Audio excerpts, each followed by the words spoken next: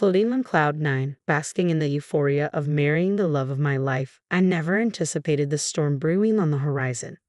The tempest arrived in a deceptively innocent package addressed to my mother-in-law. Curiosity piqued, I eagerly tore it open, only to be confronted with a revelation that would shatter the tranquility of our newlywed bliss. In an instant, the harmony between my husband and me unraveled into a nightmare, orchestrated by forces I had never imagined. But I refused to be ensnared in her web of manipulation. My name is Jessica, and just 6 months ago, I joyously wed my husband, David. Our future shimmered with promise, a canvas awaiting the brushstrokes of cherished memories. Yet fate had other plans, unveiling its cruel twist a mere month after our nuptials. As I tended to our home, embracing my role as a dedicated homemaker, the doorbell's chime shattered the tranquility. A parcel, a harbinger of chaos, bore the name of its sender, my mother-in-law. A parcel from my mother-in-law? Intriguing. There had been no prior mention of any such delivery, and David seemed equally unaware. Piqued by curiosity, I untied the knots, securing the box. Within, an unexpected assortment greeted me, clothing, not the stylish ensembles one might anticipate, but rather a collection bearing the unmistakable signs of age and wear. "What is this?" I stammered, bewildered by the sight before me. "Old clothes," came the curt response. I was dumbfounded by the array of garments, some marred by telltale signs of use, others adorned with holes and frays. Among them, relics of bygone fashion eras lingered, now reduced to gaudy remnants of their former glory. As I grappled with this peculiar offering, the shrill ring of the phone pierced the air, a timely interruption from none other than my mother-in-law. "Oh, Jessica dear, did you get my gift?" "No, no, no, no. How can you call that a gift? They're clearly old clothes, and they're hideous. Who could possibly consider this a gift?" As I stood there, bewildered by the unexpected situation, my mother-in-law began to explain casually. "You see, those clothes are ones I used to wear a long time ago. I found them while tidying up my closet." But mother-in-law, some of them have holes in them." "Don't worry, dear. I included some new ones I bought recently. Please try them on." Despite my confusion, my mother-in-law chattered away cheerfully. Was this harassment, or was it genuine kindness? Honestly, I couldn't decipher her true intentions.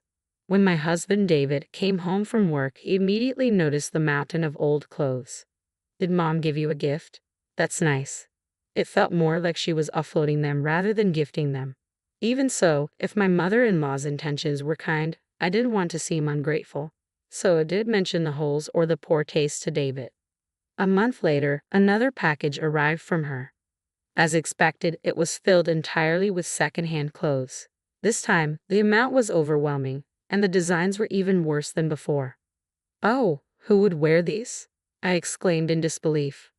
I felt bad for my mother-in-law, but this was nothing short of an unwelcome favor. The clothes were just crowding my closet. I should give them away or sell them at a flea market. As I was thinking this, the phone rang. It was my mother-in-law again. "Oh, Jessica, did the clothes arrive? I gathered some really special pieces this time." Her cheerfulness was almost overbearing. Even so, it would be problematic if she kept sending them regularly. "They're old and not really my style, mother-in-law. I appreciate the gesture, but I don't usually wear such flashy clothes." When I gently declined, her tone suddenly changed, and she became angry.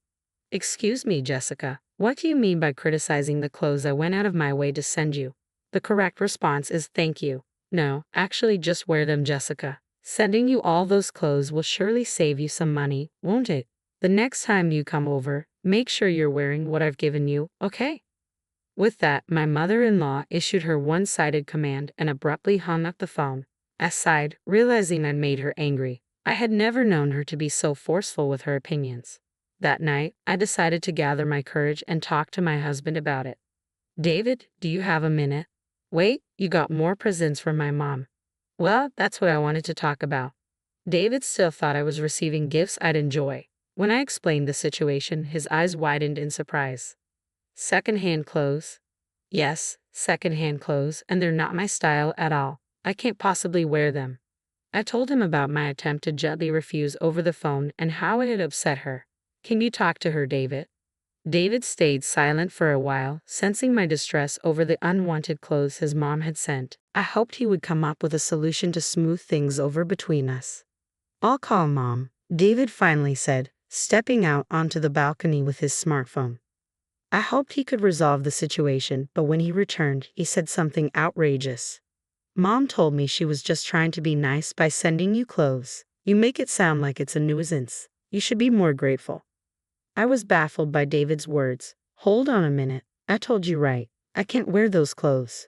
They're not my style at all. Your mom said she used to wear them. Are you making fun of my mom's taste? That's not what I meant. Besides, some of the clothes even have holes in them. Are you saying I should wear those?" "Enough." Mom started crying when I told her you didn't like the clothes.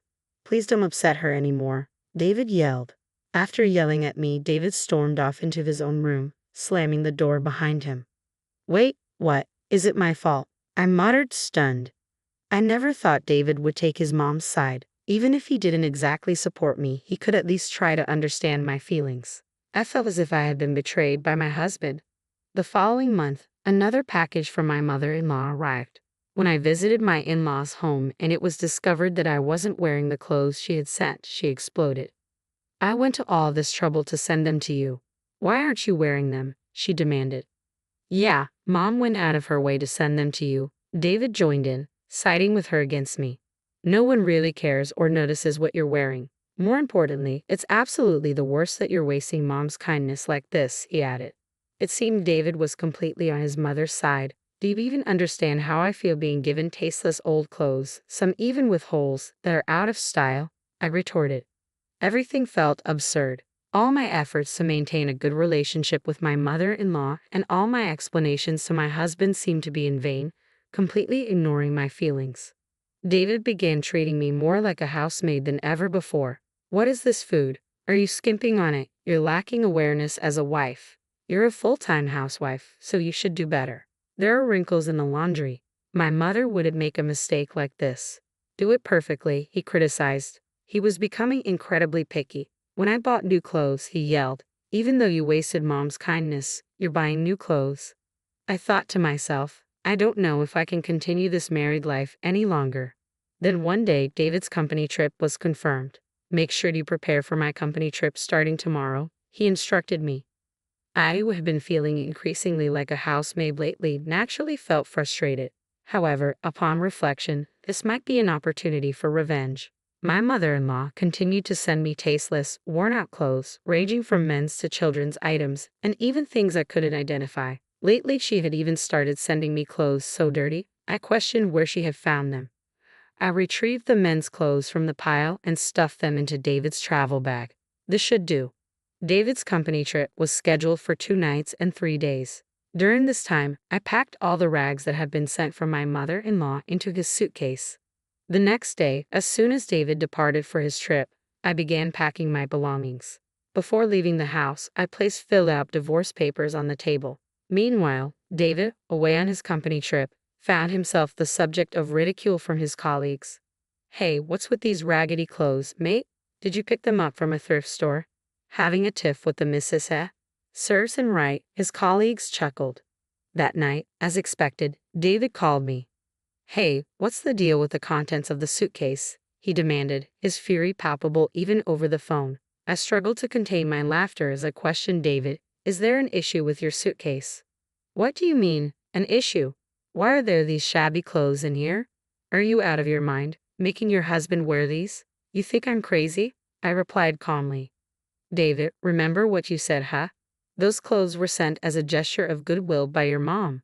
It'd be pretty odd for a son to waste such goodwill, don't you think?"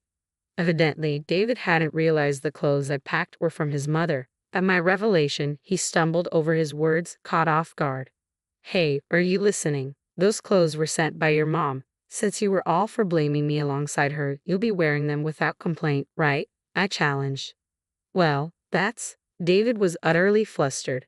I told him outright, "Do you understand now?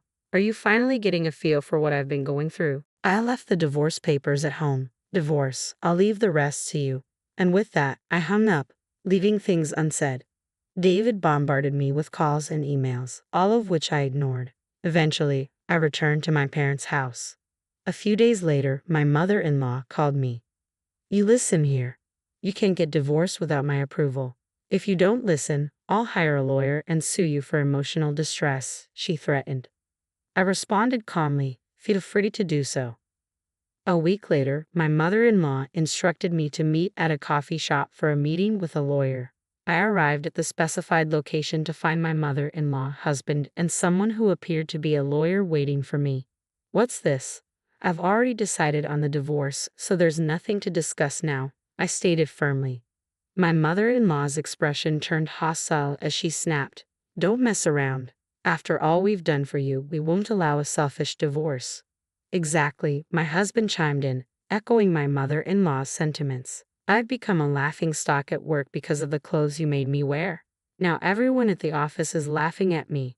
A laughingstock? Isn't that essentially mocking your own mother's tastes and clothing choices? I couldn't help but laugh in front of them. My mother-in-law glared at me, her eyes widening in anger. What's so amusing?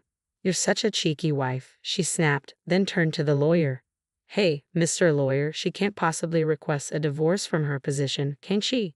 I was informed that the wife was the one causing the trouble, the lawyer questioned, looking puzzled. I made it clear, no, it's the other way around. I've been harassed by my mother-in-law and husband, receiving clothes like garbage every single month. Upon hearing this, the lawyer appeared perplexed. This is completely different from what I was told. My mother-in-law seemed flustered by the revelation. Growing impatient with their reactions, my husband abruptly stood up. That's it. I'm divorcing you, you useless wife. I'll demand full emotional distress compensation, he yelled at me. His outburst caught the attention of all the customers in the coffee shop. Seizing the moment, I asked, So, does this mean I owe emotional distress compensation? Wait, who exactly are you talking to? Who, the person behind me? He questioned, puzzled. I kindly clarified that to my puzzled mother-in-law. Just then, a figure from the back of the room emerged before us. David and my mother-in-law were taken aback, their mouths agape with surprise.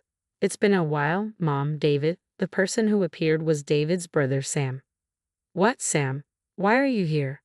David asked. Why am I here? Well, to defend Jessica, of course, Sam replied. That's right, Sam.